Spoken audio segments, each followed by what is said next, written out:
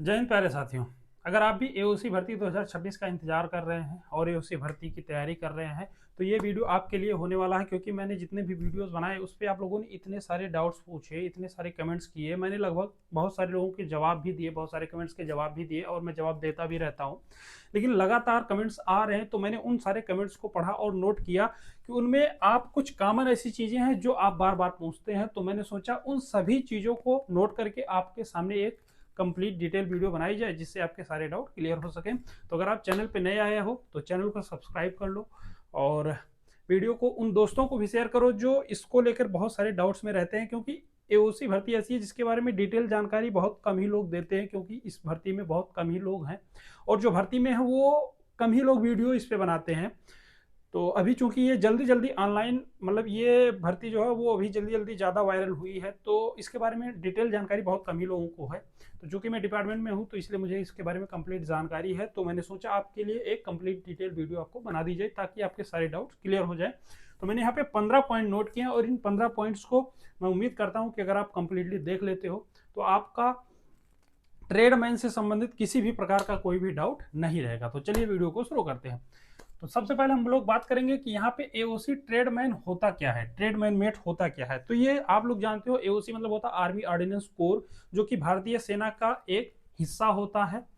इसमें tradesman mats जो होते हैं वो क्या होते हैं, ग्रुप सी के एम्प्लॉय होते हैं, सिविल डिफेंस के एम्प्लॉय होते हैं, जो मेनली जो आपके यूनिट्स होते हैं या जो आपके डिपो होते हैं उनमें क्या होते हैं, जो भी सामान आते हैं उनको लोडिंग अनलोडिंग करना इनका काम होता है। इसके बाद एलिजिबिलिटी की बात करें कि अगर आप ट्रेडमैन मेट्स के लिए अप्लाई करना चाहते हो या बनना चाहते हो तो आपके पास क्या क्या योग्यता होनी चाहिए।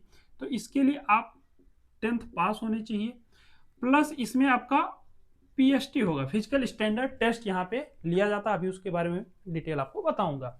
इसके अलावा बहुत सारे लोग पूछते हैं कि सर मेरे पास आईटीआई का सर्टिफिकेट है तो क्या मुझे इसका कोई बेनिफिट मिलेगा।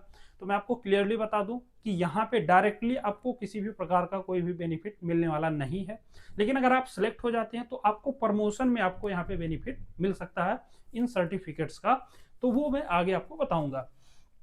तो एलिजिबिलिटी क्या होनी चाहिए, आपके पास 10th पास है तो आप इसके लिए एलिजिबल हैं।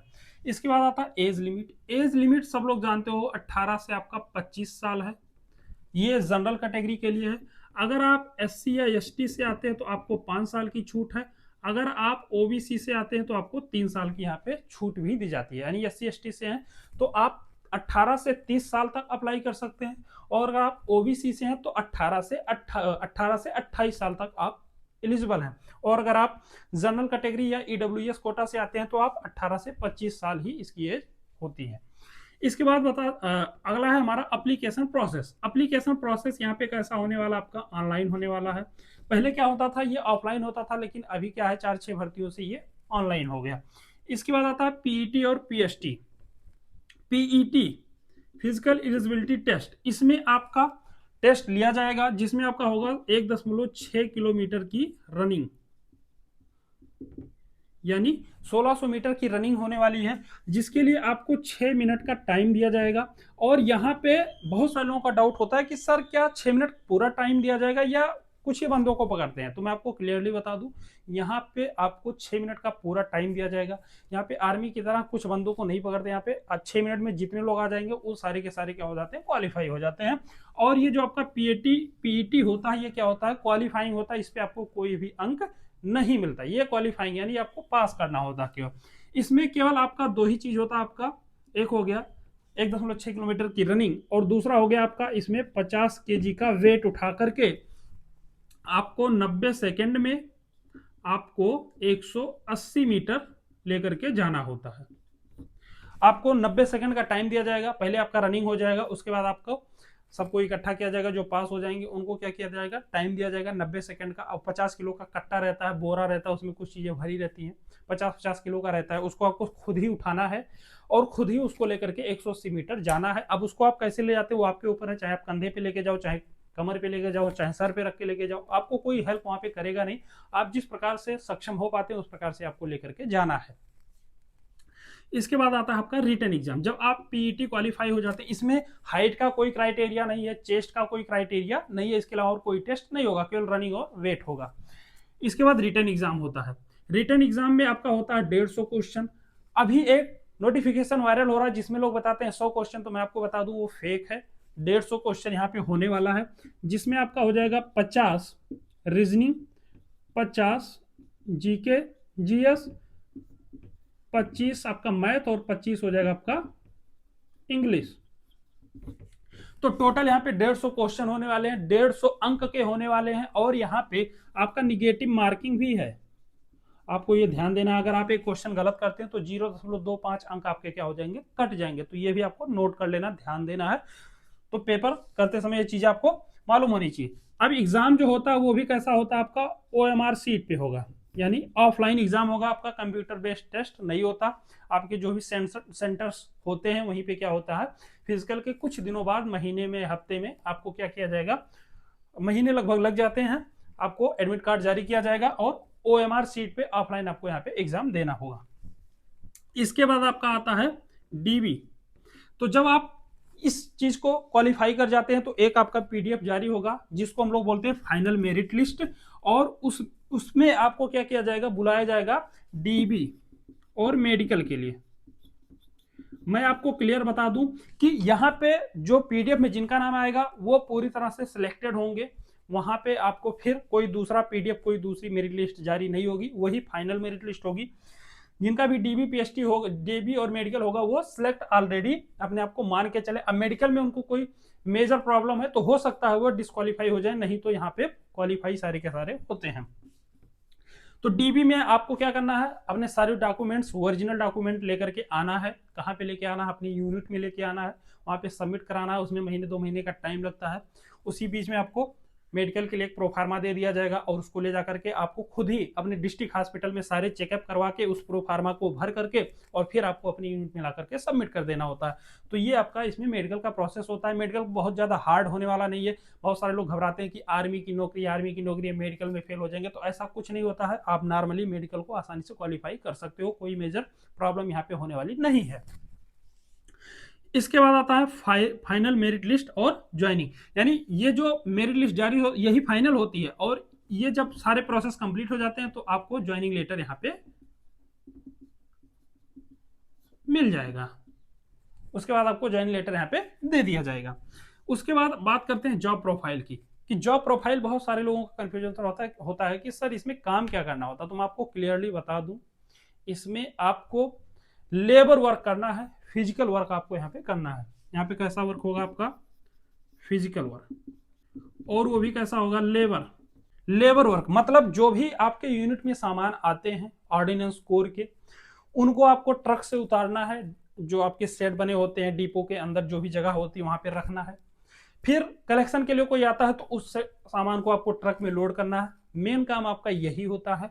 अलग अलग यूनिट्स में काम का लोड कम और ज्यादा हो सकता है। इसके अलावा जो आपके साफ सफाई की व्यवस्था होगी, झाड़ू लगाना हो गया, ये सारे काम भी आपके ट्रेडमैन वाले ही करते हैं। इसके अलावा अगर आपको कोई एक्स्ट्रा नॉलेज है, जैसे मान लीजिए आपके पास सर्टिफिकेट है ITI का, आपने वेल्डिंग में ITI किया तो आपको वेल्डर का काम मिल जाएगा, आपने कारपेंटर में किया तो आपको कारपेंटर का काम मिल जाएगा, आपने पेंटर में किया तो आपको पेंटर का काम मिल जाएगा। यानी अगर आपके पास कोई एक्स्ट्रा नॉलेज है तो वहाँ पे आपको अलग काम भी दिया जा सकता है, लेकिन मेन वर्क आपका यही होता है। तो अगर आप अलग काम में एक्सपर्ट हैं तो आपको अलग काम यहाँ पे मौका मिलेगा, और फिर उस सर्टिफिकेट के बेस में आपको कुछ समय बाद आपको वहाँ पे प्रमोशन भी मिल सकता है। इसके बाद आते हैं हम सैलरी पे। तो सैलरी इसका जो है वो आपका बेसिक है 18,000। इस पे आपका DA मर्ज होता है, प्लस आपका TPT होता है, प्लस आपका TPT DA होता है। तो ये सारे अलाउंसेस मिल करके इन हैंड सैलरी जो आपकी बनती है, अगर आप एक्स क्लास सिटी में हैं, एक्स क्लास सिटी में यानी जो सबसे महंगी सिटी होती है, XYZ भारत में 3 प्रकार से इसको बांटा गया है।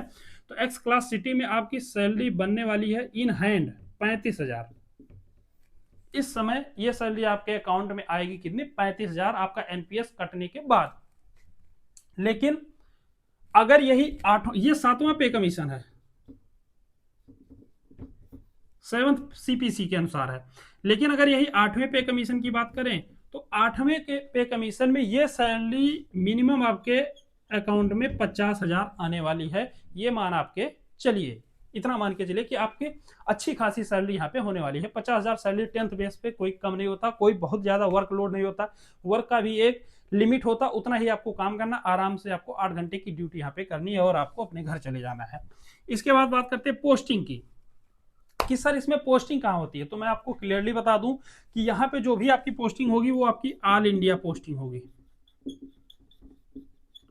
ऑल इंडिया पोस्टिंग होने वाली है। आपके घर के पास कोई यूनिट है वहां पे भी पोस्टिंग हो सकती है, घर से दूर भी हो सकती है, ये आपके ऊपर निर्भर नहीं करता। ये ऑल इंडिया आपकी पोस्टिंग कहीं भी हो सकती है। आप म्यूचुअल करके अपने घर के आसपास भी आ सकते हैं, यानी अदल बदल के, कोई आप यूनिट में आ गए आप उसकी यूनिट में चले गए, ऐसा आपका यहाँ पे पोस्टिंग का होता है सिस्टम, यानी ऑल इंडिया में कहीं भी आपकी पोस्टिंग आ सकती है।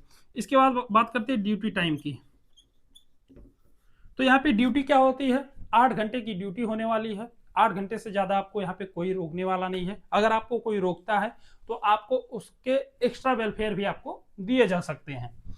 इसके बाद आता है हॉलीडेज और लीव्स, यानी कितनी छुट्टियां मिलती हैं आपको।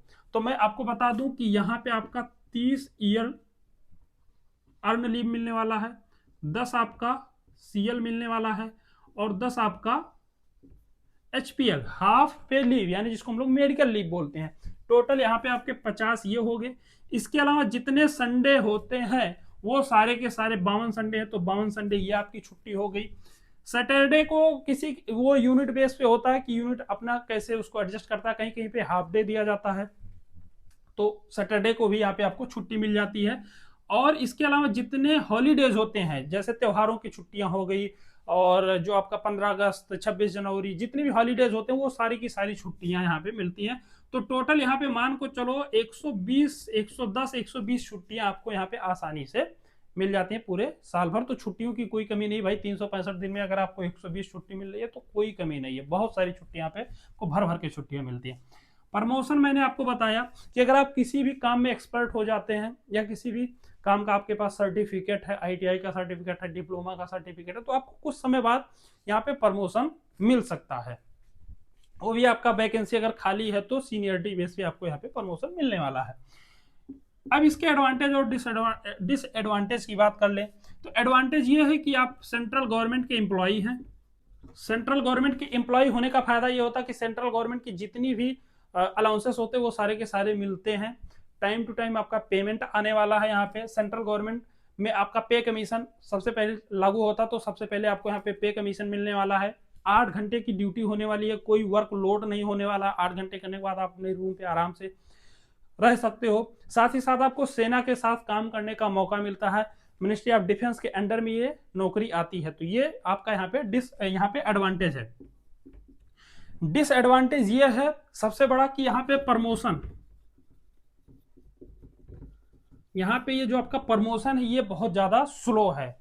बहुत सारे लोग क्या होते हैं टीएमएम के पोस्ट पे काफी दिनों तक 15-15 20-20 सालों तक रह जाते हैं, तो ये सबसे बड़ा यहाँ पे डिसएडवांटेज है। लेकिन इसके अलावा आपको यहाँ पे एक एडवांटेज और मिलता है कि आपको यहाँ पे टाइम मिलता है और उस टाइम का आप सदुपयोग करके आप आगे की पढ़ाई को भी जारी कर सकते हो, क्योंकि यहाँ पे 8 घंटे के बाद आप फ्री हो जाते हो। आप अपने रूम पे आकर के किसी भी अच्छे लेवल की पोस्ट की तैयारी आप आसानी से कर सकते हो। तो ये सबसे बड़ा यहाँ पे एडवांटेज मिलने वाला है। तो ये तो था ट्रेडमैन से संबंधित, मैंने सारी कंप्लीट जानकारी यहाँ पे आपको दे दी। आई होप आपको ये सारी जानकारी मिलने के बाद आपको किसी भी प्रकार का कोई भी डाउट नहीं होगा। ये आपकी ऑथेंटिक जानकारी है। यहाँ पे अब अगर हम बता दें कि भर्ती कब आने वाली है, तो अभी आप लोग देख ही रहे हो कि इस समय वायरल हो रहा है एक, लेकिन वो वैकेंसी का जो नोटिफिकेशन वो सच नहीं है, मैंने उस पर वीडियो भी बना दिया है। तो ये वैकेंसी आएगी कब? ये वैकेंसी हो सकता है इस साल के लास्ट में आ जाए, हो सकता है इस साल के लास्ट में आ जाए, क्योंकि 2 साल हो गए हैं, वैकेंसी आने के पूरे चांस हैं। या अगले साल के जनवरी या फरवरी लास्ट है, यानी नवंबर दिसंबर जनवरी फरवरी के बीच में आपकी वैकेंसी आने ही वाली है। तो आप अपनी तैयारी शुरू कर दीजिए, काफी अच्छा मौका है आपके पास, काफी अच्छी नौकरी होती है। तो अगर आप चैनल पे नए हो तो फिर वही कहूंगा, आप चैनल को सब्सक्राइब कर लो, वीडियो को शेयर करो अपने दोस्तों को। जो ऑथेंटिक जानकारी जिनको नहीं मिल पाती, यहाँ पे मैं आपको रियल और ऑथेंटिक जानकारी ही देता हूँ। तो मिलते हैं अगले वीडियो में। जय हिंद।